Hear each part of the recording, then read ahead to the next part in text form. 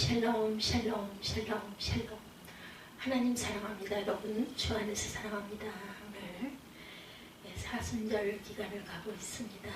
20장 사무엘상 20장 8절에서 24절까지 말씀을 함께 묵상합니다.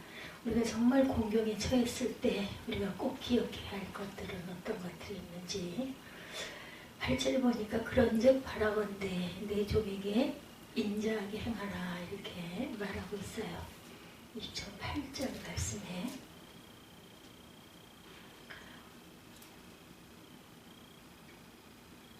내가 내 종에게 여호와 앞에서 너와 맹약하게 하였습니다. 그러나 내게 죄악이 있으면 내가 친히 너를 죽이라. 나를 내 아버지에게로 데려갈 이유가 무엇이냐 하니라. 이제 다윗이 요나단에게 이렇게 얘기하죠. 내가 잘못된 게 있으면 차라리 내가 죽여라. 내가 사울에게 갈 일이 뭐가 있겠느냐 이렇게 시작을 하죠. 다윗이 요나단에게 이르되 내 아버지께서 혹 엄하게 내게 대답하면 누가 그것을 내게 알리겠느냐. 그래서 이제 요나단이 다윗을 위로하고 아버지의 뜻이 어떤 것인지를 내가 정확하게 알아서 너에게 알려주겠다 이렇게 대답하는데요. 23절까지 24절까지 다윗이 들에 숨죠. 초하루가 되면 왕이 앉아 음식을 먹을 때 성도가 살면서 우리가 공경에 빠졌을 때 믿는 자들은 어떻게 할 것인가.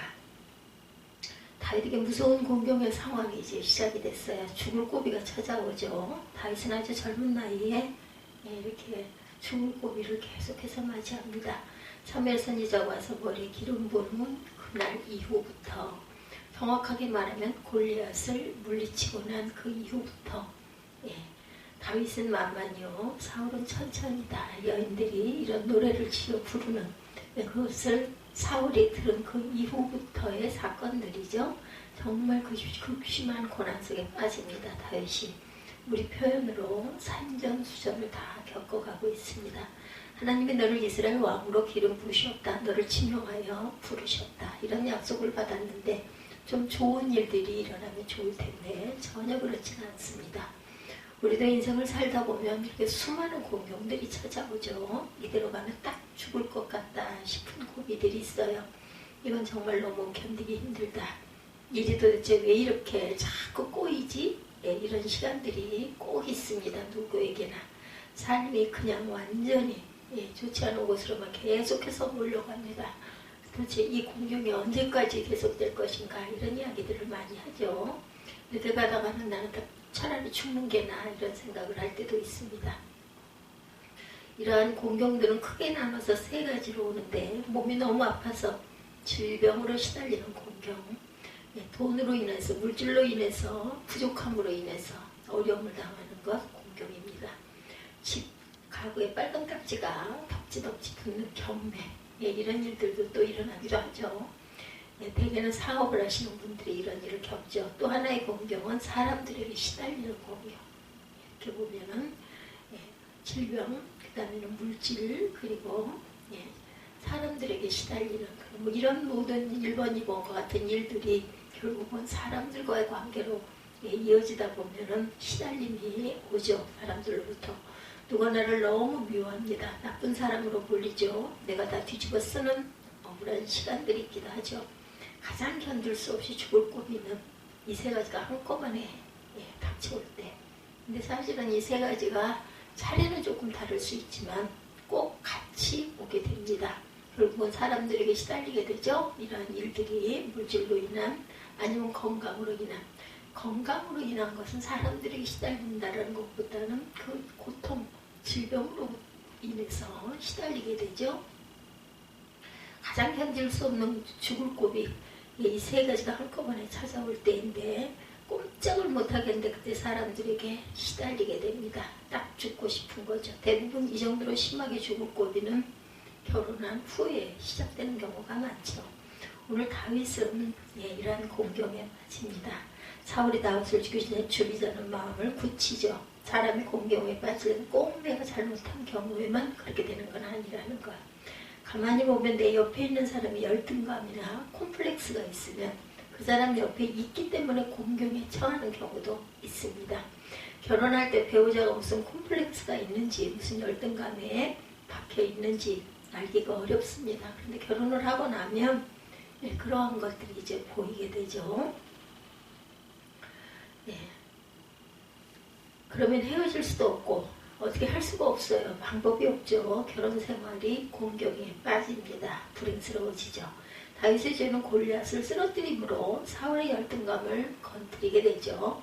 사울의 열등감 때문에 죽음의 공경이 다윗에게 찾아옵니다. 사울은 절대 권력자의 위치, 왕의 위치에 있어요. 최고 권력자에게 미움을 받은 사람은 그 고비를 간단히 피하는 방법이 없어요. 직장에서 사장님이 결사적으로 나를 미워하면 사표 내는 방법 외에는 없죠. 며느리가 되는데 시댁 어른들이 사사건건 무시하고 미워하면 방법이 없습니다. 오늘 말씀을 잘 읽어보면 다윗이 공경에 파묻히지 않았어요. 죽을 고비에서 빠져나옵니다. 이 말씀으로 오늘 우리가 담대함과 지혜를 얻기 원합니다. 우리가 인생의 공경에 빠졌을 때 무엇을 할 것인가, 무엇을 하지 말 것인가, 이건 아주 중요하죠. 죽음의 고비에 떨어졌을 때, 아니면 마음이 낭떠러지에 뚝 떨어졌을 때 믿음의 사람들이 할 일은 과연 무엇일까? 이렇게 하면 그 고비에서 어떻게 하면 빠져나올 수 있을까? 이렇게 하면 될까? 저렇게 하면 될까? 첫째, 공경에 빠졌을 때는 결사적으로 아래를 내려다보지 말고 위를 바라봐야 합니다. 15장을 꼼꼼히 읽어보다 보니 다윗은 그때 죽음의 문턱에 있어요. 다윗이 다윗을 죽이려고 하죠. 죽을 고비입니다. 이 죽음이라는 말이 총 8번 19장에 등장합니다. 모든 주제가 다윗의 죽음입니다. 그런데 19장 이후가 되면 죽을 고비가 없어지나요? 그렇지는 않습니다. 19장부터 31장까지 사무엘상은 31장의 끝이죠. 거기까지 읽다 보면 다윗의 공경이 계속돼요. 사울이 죽기 전까지 다윗은 생명의 위협에서 헤어나오질 못합니다. 그런데 놀라운 것은 다윗이 자기 상황을 내려다보는 흔적이 없어요. 죽음의 고비들이 파도처럼 몰려와도 사울왕이 본격적으로 다윗을 잡아 죽이라고 명을 내리죠. 1절에 보면 20장 1절에 아들 요나단에게 말하고 신하들에게도 아주 공포를 합니다. 다윗을 체포하라. 다윗이 온 나라에 현상 수행범이 되죠. 사울왕이 죽이려고 군사를 풀면 도망갈 데가 사방천지에 없어요. 그런데 다윗이 그때마다 밑을 내려보지 않습니다. 내 현재 모습을 묵상하지 않았다라는 거죠. 도대체 왜 이렇게 될 수 있었을까? 공경에 빠지면 사람들은 대부분 자기 아래를 내려다봅니다. 자기 자신을 들여다보죠. 도망다니는 사람의 꼴은 과연 어떨까? 형편이 말씀이 아니겠죠? 밀물같이 밀려오는 것 자기 연민입니다. 그리고 자격지심이죠. 자기 초라함이 너무나 안타깝습니다. 정말 되는 게 없네. 난 뭘 해도 이렇게 안 될까? 정말 재수가 없어. 이렇게 밑을 내려다보죠. 돈 없고 몸 아프고 사람에게 시달리게 되면 자기 얼굴도 스스로의 얼굴도 거울을 보고 싶지가 않습니다. 공경에 빠지면 대인 기피 현상이 자연스럽게 생기죠. 사람 만나기를 싫어합니다. 다윗의 공경을 말하는 이유는 우리가 꼭 알아야 될 부분, 믿음으로 열심히 살아도 위급한 공경, 죽음의 고비는 꼭 찾아온다. 내가 꼭 잘못해서만이 아니에요. 그렇죠? 이 공경이 찾아왔는 그 이유를 해집어보려고 사람들을 안 만나고 혼자 해결하려고 했으면 그때 찾아오는 사단의 마귀죠. 우울증으로 자살하는 사람들은 다 이 단계에 빠집니다. 너 약 먹어, 수면제 있지? 그거 먹기만 하면 꿀꺽 삼키기만 하면 끝나. 아무것도 모르게 돼. 이런 속삭임. 너무 괴롭고 어떻게 방법도 없고 정말 사람 만나기도 싫고 숨 쉬는 것도 싫고 이럴 때 이런 유혹이 강하게 옵니다. 다윗의 모습을 잘 봅니다. 요나단이 다윗을 찾아오죠. 우리 아버지가 자네를 죽이려고 하시니 자네 몸을 피하지 않으면 자네 죽어. 근데 다윗이 그 말을 듣고 자기 문제에 깊이 빠지지를 않습니다. 아래를 내려다보지 않았던 거죠. 사울왕이 나를 죽이려는 그 이유는 뭘까? 이 생각으로 입을 뒤집어 쓰고 우울하지 않습니다. 자기 성찰하는 것과 자기 문제에 집착하는 것을 혼돈하지 말기 바랍니다. 자기 성찰은 자기 내면을 말씀으로 살피는 것이 자기 성찰입니다. 자기 안에 성령님을 거스르는 것이 뭔지 찾아보는 거죠. 자기 안에 살고 있는 죄와 싸우는 것이죠. 이것은 건강한 성숙을 가져옵니다. 자기 문제에 집착하는 것은 자기 내면이 아니라 현재 상황을 바라보는 것. 안 좋은 쪽만 보게 되죠. 이것은 마귀가 공경에 빠진 사람을 끌고 가는 그런 방법입니다. 자기 삶을 부정적인 관점에서 묵상하게 만들죠. 왜 저 사람 나를 이렇게 차갑게만 다룰까? 어떻게 나는 무슨 죄가 이렇게 많아서 이 고생을 하고 살까? 혹시 전생에 무슨 내가 지은 죄라도 있는가? 부부가 싸우고 나면 억울하고 분하고 슬프고 울분이 터지고 앞으로 이렇게만 살 것 같고 그러면 갑자기 살기가 싫어지고 무슨 사명 뭐 이런 거 아무것도 다 소용이 없어요. 일하기도 싫고 남자들은 돈 벌어다 주는 기계냐 하고 외치게 되고 여자들은 내가 무슨 파출꾼 줄 알아? 이렇게 생각하게 되죠. 이게 공경에 빠질 때 자기 아래를 내려다보는 거. 여러분들 그래 보신 경험 있으십니까? 이 말씀을 들으면서는 어떤 공경에 빠져 있었나 아니면 지금도 현재 빠져 있는 것 헤어나오지 못하고 있는 어떤 공경은 어떤 것일까? 내가 공경에 빠졌을 때 나는 늘 어떻게 했는가? 내게 익숙한 증상은 과연 무엇인가? 그것이 다윗이 가진 모습과 비슷하면 아니면 정반대의 모습일까? 한번 바라보시기 바랍니다. 8절에 보면 전쟁이 나는데 평소와 다름없이 전쟁에 출전을 합니다. 누구 봐도 열심히 블레셋과 싸우죠. 크게 물리쳐 전공도 세웁니다. 블레셋 사람들이 다윗 앞에 감히 도전을 못하고 도망을 갑니다. 열심히 할 일을 다 했어요. 이 말은 다윗이 사울이 죽이려고 하니까 내가 이 싸움 열심히 해서 사울 좋으라고 하냐 이 태도가 전혀 없다는 거예요. 아무리 공경에 빠져도 내가 할 것은 최선을 다해서 한다는 거죠.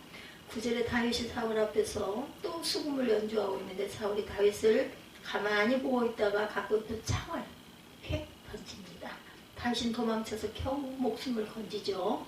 난 지금 죽을 고비에 빠졌어. 나 이제 어떻게 하면 좋을까? 모든 게 끝났어. 끝장이야. 희망이 없어. 절망이야. 그러지 않습니다. 이게 끝이 아니라는 거죠. 여기가 내 인생의 종착역이 아니다. 왜? 난 하나님의 약속을 받은 사람이다. 기름 부음을 받은 사람이다. 하나님이 나를 기름 부으셨고 나를 쓰시겠다고 하셨다. 이 믿음이 다윗에게 있던 거죠. 내 인생이 사울이 아무리 죽이려고 해도 난 죽지 않아. 내 인생은 하나님 손에 달려있어. 이스라엘의 지도자로 나를 기름 부으신 하나님이 나의 아버지시니 나를 이 죽음의 고비에서 반드시 건져주실 것이다. 내 하나님은 하늘에 계신다. 그리고 내 가까이에 계신다. 그래서 찬송을 잊지 않습니다.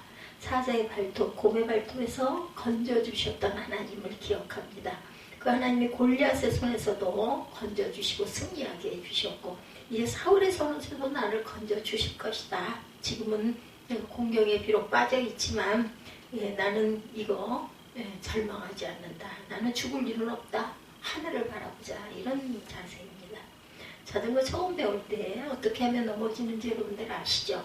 처음에 자전거 배우면 누가 뒤에서 잡아주죠. 그러다 바퀴가 굴러가면 뒤에서 붙잡아주는 사람이 살짝 손을 놓습니다. 안 그러면 배울 수가 없는 거죠. 가다 보면 갑자기 무서운 생각이 듭니다. 그때 꼭 넘어지죠. 우리 뭔가 실패할 때 어떠셨어요? 자신이 없어지고 겁이 나고 운전을 할 때도 그렇고 시험을 볼 때도 그렇습니다. 여러분들 아마 많이 경험하셨을 거예요.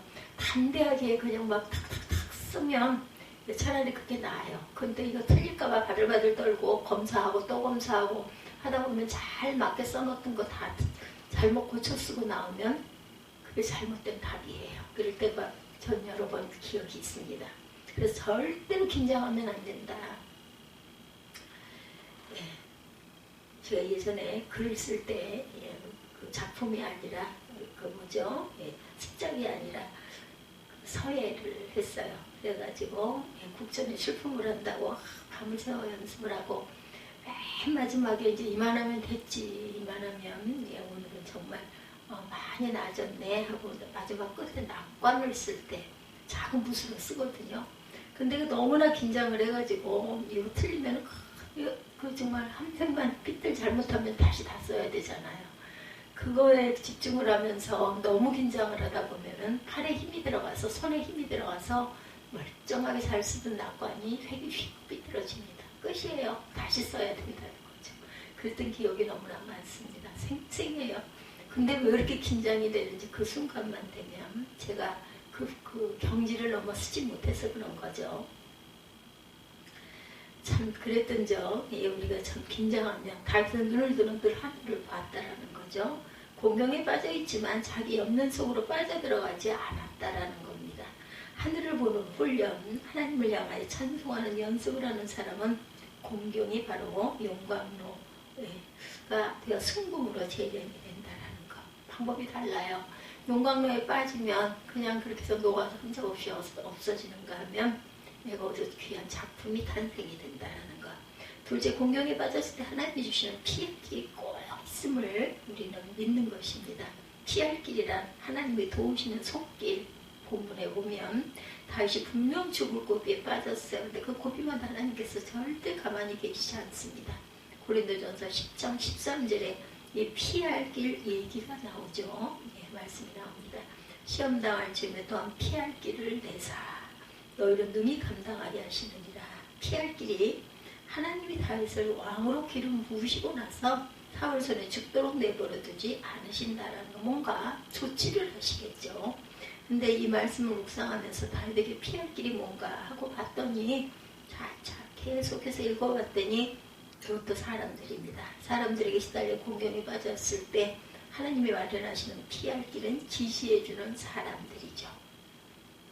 목숨이 위태로운 화급한 시간, 사방이 막혀 사울의 창이 파고 들어오는 그 시간에 다윗을 지지해주는 사람들이 있게 하십니다. 그것도 사울의 아들딸이죠. 요나단과 미갈입니다.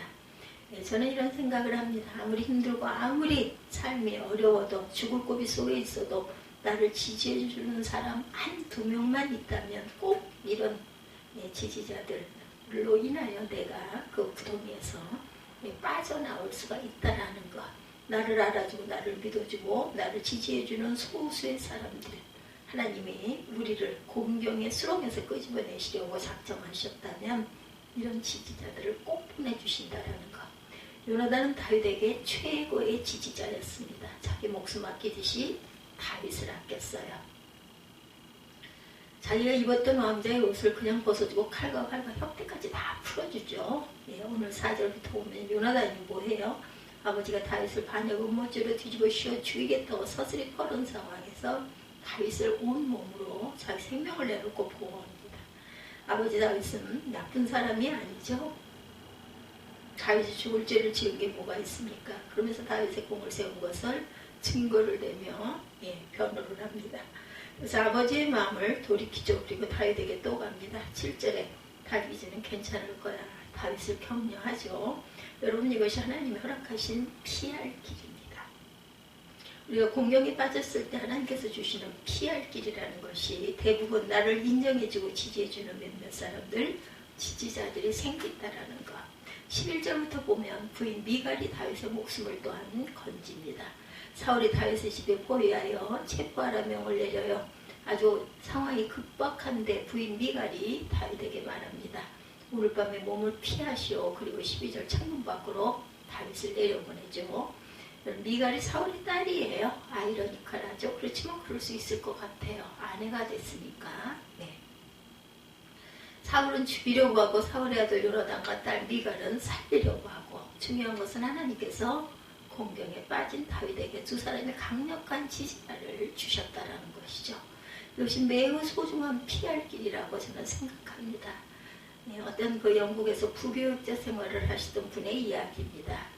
교회에서 담임 목사님이 장로님과 자기 사이를 안 좋게 만든 장본인이라고 오해를 했던 적이 있었다고 그래요. 얼마나 억울했는지 몸살을 앓고 펄펄 열이 나고 아주 앓고 누웠다고 그랬어요. 4년 일하던 교회에서 교회 사표를 냅니다. 그 일로 인해서 그 교회에서 60세 이상 그 어르신들을 섬기고 있었는데 들려오는 얘기가 나쁜 사람이었다. 그 목사가 나쁜 사람이었다. 이런 말을 듣게 됐다라는 거죠. 아무튼 영국이라는 낯선 곳에서 유학생 신분인데 교회에서 쫓겨나고 돈도 없고 오해도 받고 갓교회도 없고 정말 기가 막힌 공경에 빠졌던 적이 있으셨다고 그래요. 네, 런던 한인교회 목사님께서 평소에 자신을 좋게 보셔가지고 부활절 수양의 찬양 인도자로 세워주시고, 그리고 수양의 중고등부 사역자로 또한 초빙도 해주셔서 그 공경을 피할 수 있었다라는 그런 간증의 이야기가 올라와 있습니다.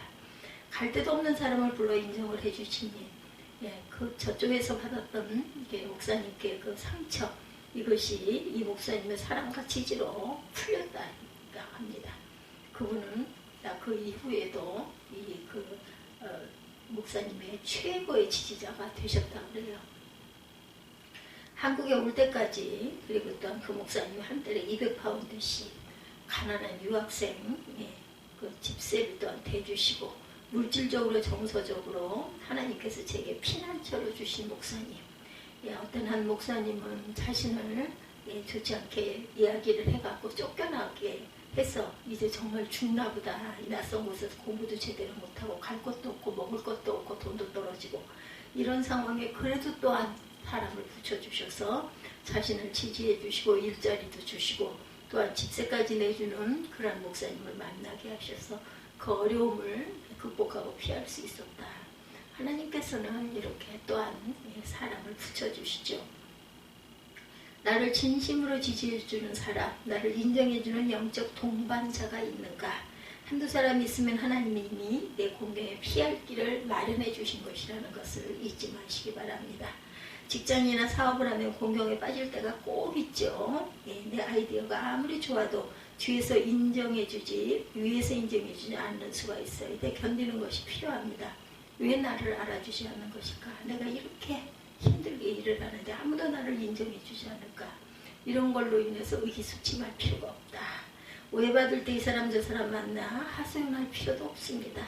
일만 점점 커지죠. 잠잠히 견디면 나를 지지하여 첨부해주는 사람이 생긴다는 게, 그게 바로 피할 길의 시작이라는 것, 하나님의 도우심의 손길입니다. 다윗에게는 요나단과 미갈, 그리 많지 않았어요. 그래도 동지 한 사람, 아내 한 사람, 이렇게 지지자가 되어주면 그것이 하나님께서 마련해 주시는 피할 길이라는 것을 잊지 마시기 바랍니다. 그렇게 많지 않아도 친구 요나단과 부인 미갈, 내가 무엇을 결정할 때 아내가 지지하면 90% 성공이죠. 아내의 지지를 받아내지 못하고 어떤 일을 추진하는 건 지혜롭지 못하다라는 것. 다윗이 가장 큰 공경에서 빠져나올 때 성경은 이렇게 기록되어 있습니다. 다윗이 큰 공경에 빠졌다. 그러나 자기가 믿는 하나님을 더욱 굳게 의지했다. 생명이 위태로울 정도의 고비를 만났을 때 죽을 힘을 다해 하늘을 바라보십시다. 마귀는 지금 내 상황만 내려다보라고 말합니다. 그 말을 듣는 사람은 자기 연민의 수렁에 빠진다라는 것. 환경적으로 공경에 빠져도 그 마음의 수렁에 빠지지만 않으면 이겨낼 수가 있습니다. 그러면 반드시 피할 길을 주시는 하나님. 아무리 위태로운 시간에도 피할 길을 하나님께서 마련해 주신다라는 것. 다윗에게 요나단이 있었고 부인 미갈이 있었어요. 그리고 그 이후에 다윗에게는 더 많은 지지자들이 생겨납니다. 아둘람굴에 피신하고 있을 때 다윗을 따라온 많은 사람들 400명이 그의 지지자가 되죠. 나중에는 12지파 모두가 다윗을 왕으로 따르고 지지하게 됩니다. 온 힘을 다해 사순절 기간 하나님의 사랑과 은혜, 긍휼, 또한 우리의 부활의 생명, 기쁨, 이런 것들을 깊이 묵상하시고 하나님께서 나를 공경에서 헤어나오게 해주시는 피할 길이시는 것을 절대로 잊지 않는 저와 여러분이 되시기를 주님의 이름으로 축복합니다.